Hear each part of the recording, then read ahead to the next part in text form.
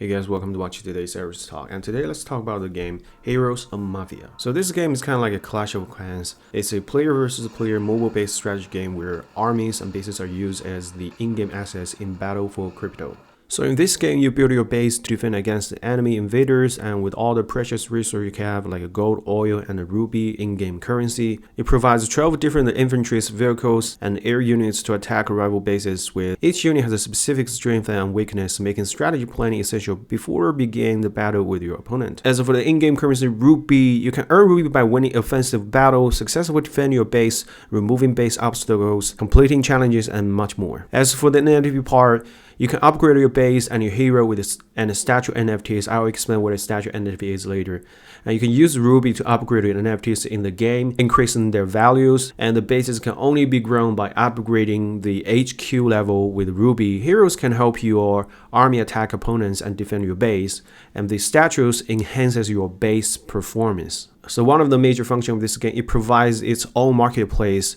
Not only you can buy, sell, and rent NFTs on the Mavia marketplace without leaving the game, you can also live stream battles as well as replay the battle from the past. So I've been thinking if they can provide a function like you can tokenize this epic battle and sell it as an NFT. And also it provides a base partnership manager is a tool to help you generate passive income and master your base partnership. And the last one, it provides a global player ranking and stats. You can view any player's ranking and properties, learn from their strategy, and claim your glory on the Mavia leadership board. Let's take a look at Mavia's partners. Some of them are the largest crypto foundation right there, like a Binance Labs, Crypto.com, and Animoca brands. Here's the team, but they don't provide a link to the social profile. Let's take a look at the roadmap. From 2021 Q4, the community was created, and then 2022 Q1, they did a token launch, and in Q2, they will do land and NFT sales, and they will do the alpha testing in the Q2 too, and then we will be expecting a public beta launch in Q3 2022, and at the end of this year, we will have a global launch. Let's talk about the NFT sales first. So let's go to the NFT pages. In this page, they have a really comprehensive tutorials about how to mint their NFTs. And also you can do this soft land staking. I'll explain what is soft staking later. I think it's a really interesting idea. They will have 3 types of NFT sales: land NFT, hero NFTs, and statue NFTs. As I mentioned earlier, statue NFTs enhances your base performance by providing helpful boosts to your army and resources, but they're not open yet. And also the hero NFTs is coming soon. So right now, you can only mint land NFTs. So land is a primary NFT asset in Mavia and is required in order to build a base and to train an army. On YouTube, they actually have a really comprehensive tutorial. Basically, you connect your wallet like MetaMask, and you cite a signature, and you pay the gas fee, pay the cost of the mint of the land. The rest of the process, just like any other NFT maintain process. On the web page, it will show a list of land for sales, and with the different rarity, you can see there are common land, rare land, a legendary land. Price range of 0.03 is all the way to 0.09 ETH. So there are 2,000 common lands, 1,500 rare lands, 500 legendary lands. You can also do the comparison between different types of land. Apparently, we have a different location and the frequencies and the mint price, and it definitely gives different reward as well. You can also check your NFT on the third-party platform like OpenSea. And now let's talk about the soft staking. I think soft staking is a very interesting concept. So what soft staking means?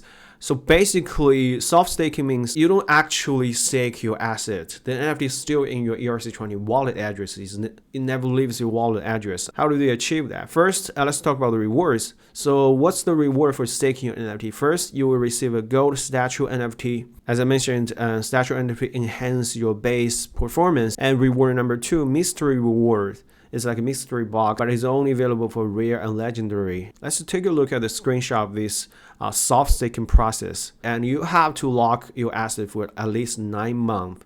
Once you select the land you like to stake, and you pick the asset and you stake it, that's it. Your NFT is still in your wallet. Like, how did that happen? So basically, they will also ask you to put your whitelist address, which they will keep tracking your address. If you transfer your NFT to someone else, you want to restake your asset, that's not gonna happen. If you do that, they will find out, then will cancel all your rewards. That's how it works. So basically, it's in-game staking. On the screenshot, it says it warns you if you transfer or sell your NFTs during while soft locked, the stake will become disqualified and you will no longer be eligible for rewards.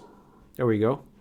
The last step, as they mentioned, what you have to do just diamond hands. Now we covered the game features and the NFT staking and how to play the games. And let's talk about the most important thing, the tokens. They actually adopted a dual token system. One is called Mavia, is the governance token. The other is Ruby, as I mentioned, is the in-game currency. I found a chart on the website and they did a really good comparison. Let's take a look. So on the left side, the blue one, Mavia, is the governance token and the only currency you can use to exchange NFTs in their own marketplace. You can use Mavia to do the staking, get rewards, but they haven't opened the token staking yet. And the specific mentioned Mavia is not in-game resource. And on the right side, you have Ruby, the red one, is the in-game play-to-earn reward currency that allows players to upgrade their NFTs. It is used primarily in-game for upgrading NFTs, can be deposited and withdrawn from games, and Ruby spent in-game will be burned automatically. There will be no recycling mechanism as well, which is good. And just one last thing about the free-to-play feature. They actually just made an announcement like April 8th and explaining how this free-to-play mechanism works and why it is so important for the game ecosystem. Let's take a look. In this article, they explain why it is so important for the game to introduce this free-to-play mechanism. Since it's an online player versus player game, it requires a large number of players to be able to provide a really smooth matching and during the game. Otherwise, you have to wait like hours just to get a match, and that will kill all the fun. As someone who doesn't want to buy an NFT, you want to play this game for free, you are definitely wondering how it works. Like, will you be treated equally? Free to play, there's a limitation. First, no play to earn functionality. The free to play players will not be considered play to earn, as there will be no war chest or collect rubies from defeated opponents. So that which means the reward you receive for each battle is limited compared with the NFT owners. And also, most importantly, you cannot transfer base. And on top of that, the base you own will not be considered an NFT. It will not be showed on the map. You cannot get common, rare, legendary base because, as I mentioned, it's not NFT. But however, you still can earn rubies through tournaments. Free-to-play players are able to compete in community tournaments with rubies rewards for the top winners. You can join and compete in alliance alongside with NFT players, which will gives you extra reward. And also, you can still spend ruby and consumables, speed up skins, and more. Free-to-play players are able to compete in wagered matches, creating more engagement and revenue for the Ruby economy. Small Ruby fees are charged on each wagered match, which are immediately burned, and the top monthly quarterly winners can gain land whitelist. So free-to-play players, you have the chance to prove you're worthy by being the top monthly or quarterly winners. This allows the most deserving and skilled players and to make it to the main NFT lands, allowing the cream of the crop grow the NFT player base. That's interesting. It's like a Hunger game, right? Either for the poor, if you're not rich, you can.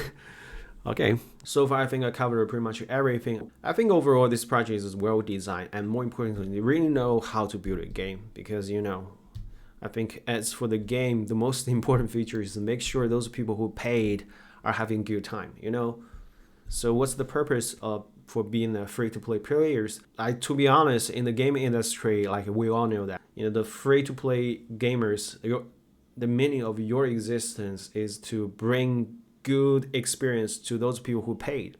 You know what I'm saying? Okay, thanks for watching. If you liked today's comment, please subscribe to Eric Talk, smash the like button, and leave your comment. See you guys next time.